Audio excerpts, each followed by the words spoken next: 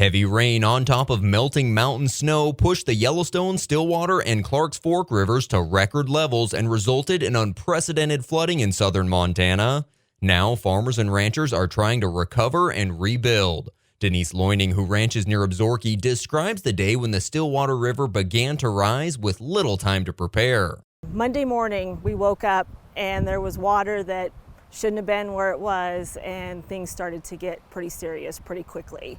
Sure. The water came so hard and so fast. I mean, we just didn't have any warning, which it was just the perfect storm, if you will.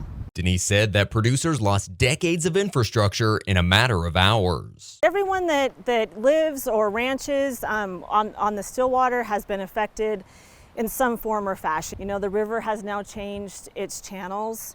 She's taken out roads, homes, fences. I mean, just a lot of damage, you know, in a pretty short window, for sure. Head gates, irrigation head gates.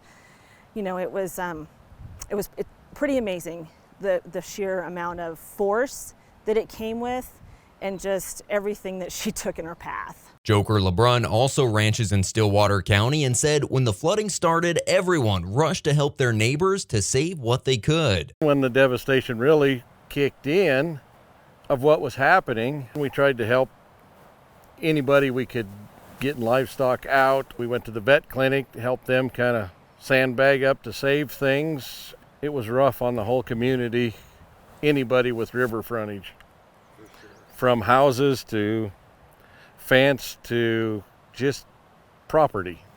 Denise Loining says farmers and ranchers in Carbon and Stillwater counties have a very difficult road to recovery ahead of them. The sheer infrastructure that was lost, you know, that's going to take, you know, especially with the cost of everything in today's world. I mean, it's probably $14,000 to have a mile of fence installed.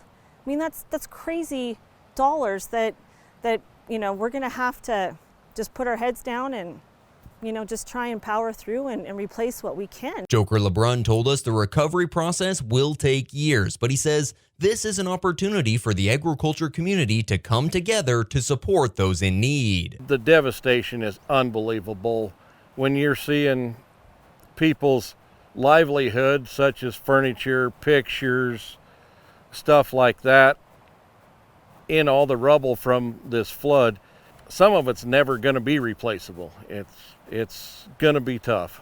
As neighbors and friends, even if you're not friends, you still pull together in these times of need and do what you can for everybody. And as part of the stock growers, we looked at this as the great opportunity to step forward and help our community. Joker and Denise are both board members of the Beartooth Stock Association, and the group has organized an event to raise funds to help their fellow producers.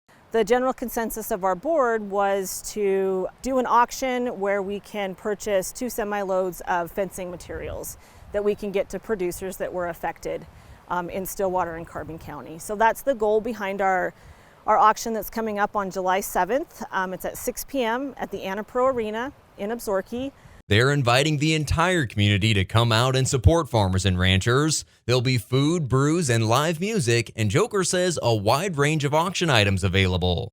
We have a skid steer mount hydraulic post pounder. We have a NFR rodeo package. We've got 1/4 mile of fence. We got lots of gravel, beef, halves, quarters, we have pork, we have lots of dinner packages, you know, catered and at steakhouses and restaurants. It's going to be a great auction, and people are just generous when it comes to this sort of deal. It's a daunting task that the affected producers face to rebuild, and Joker says farmers and ranchers don't like to ask for help, but many really need assistance and prayers right now. We're a proud community. We don't like to ask for help.